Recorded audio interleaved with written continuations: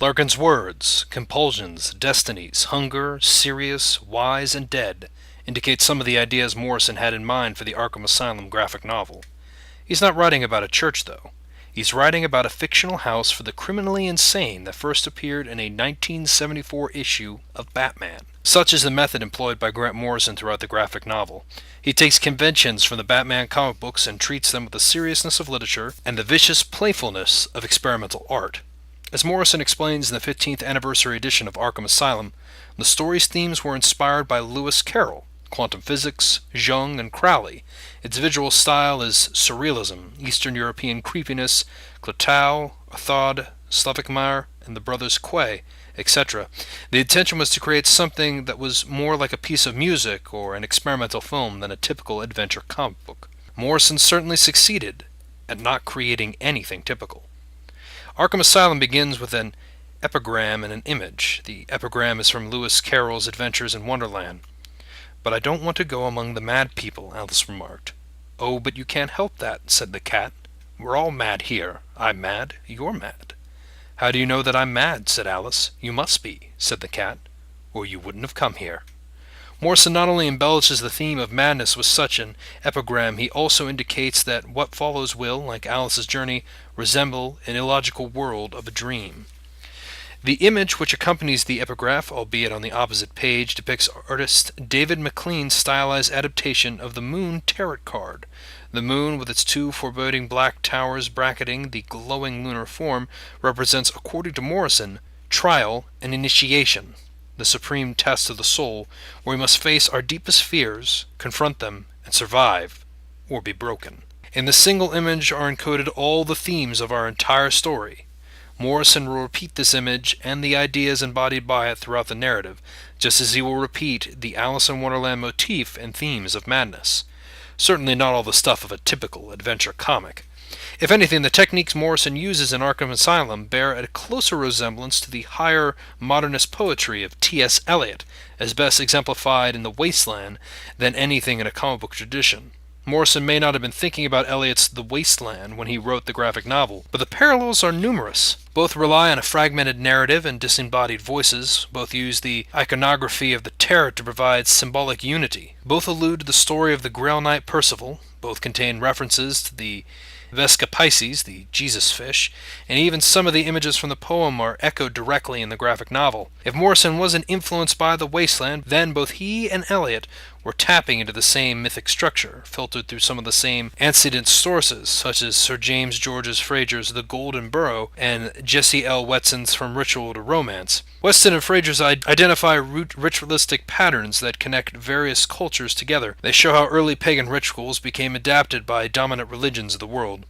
Eliot's The Wasteland uses such material to illustrate the emotional and spiritual void which follows the First World War, while in Arkham Asylum, Morrison uses it to illustrate the disoriented depravity and madness of the late 20th century. I'll return to the connection between The Wasteland and Arkham Asylum throughout my analysis, but I'd like to take a moment to point out that both works seem to share something else in common: critical disdain, at least by the general public. Many readers of poetry, a small subculture of humanity no doubt, think The Wasteland is a pretentious mishmash of nonsense and the embodiment of style at the expense of substance.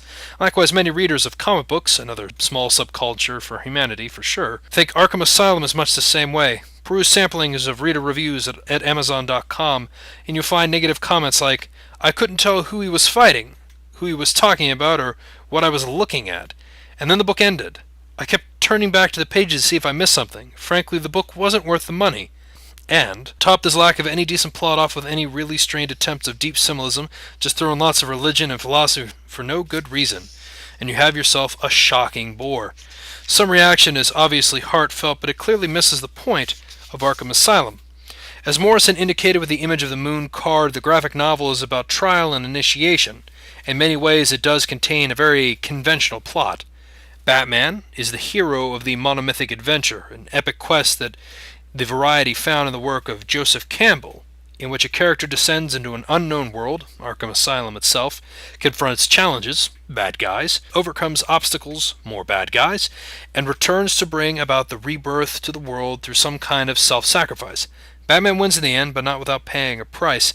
Expressed in these simplistic terms, the core narrative of Arkham Asylum is really no different than most superhero adventure stories, but it's a manner of telling that's so different. The elliptical dialogue, the fractured transitions between scenes, the fluidity of time, the symbolic weight of images, all of these aspects make Arkham Asylum a more fully realized combination of words and images than most any comic book story ever published. According to Grant Morrison, the idea of the graphic novel came from the Arkham Asylum entry in Volume 1 of Who's Who, the definitive directory of the DC Universe. The relevant portion of the entry, written by Len Wein in early 1985, describes how the asylum was first established. Founded in 1921 by Dr. Amadeus Arkham on a parcel of land deeded to him by his mother, who had herself been a victim of mental illness, the asylum was the first such facility of its kind in Gotham County. Dr. Arkham, a vigorous social reformer, had been appalled by the conditions of Gotham's penal system, where those who were not mentally responsible for their actions were incarcerated side by side with the hardened career criminals,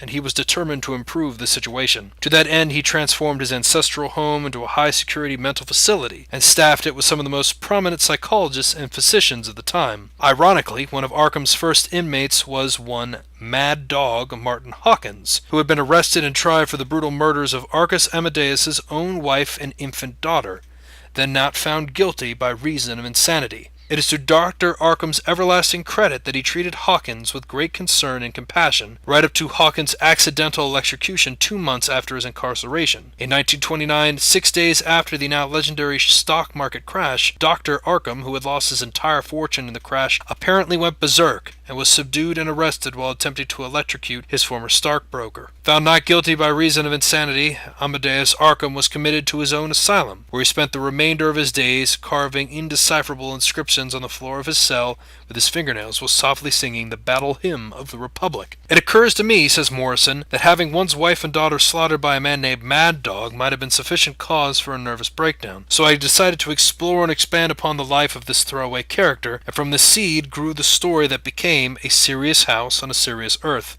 The narrative of Amadeus Arkham's descent into madness opens the graphic novel and runs parallel to Batman's storyline for the rest of the book. After the Carol epigraph and the image of the moon card, the sequential narrative of Arkham Asylum begins with an excerpt from Amadeus Arkham's journal and accompanying images, which establishes Arkham's connection to the house and express the motif of the shadow world where chaos reigns. During the long period of Mother's illness, reads Arkham's journal entry, the house often seemed so vast, so confidently real, that by comparison I felt little more than a ghost haunting its corridors, scarcely aware that anything could exist beyond those most melancholy walls, until the night in 1901 when I first caught glimpse of that other world, the world on the dark side. Dave McCain's painted panels on the following page depict Arkham's bedridden mother, beetles crawling from her mouth as she repeats, "I've eaten, I've eaten." Insects often reoccur in Morrison's work, usually as a symbol of something foreign or otherworldly. He seems to use them to represent the antithesis of humanity. In this instance, Arkham's journal entry explains that the beetles represent something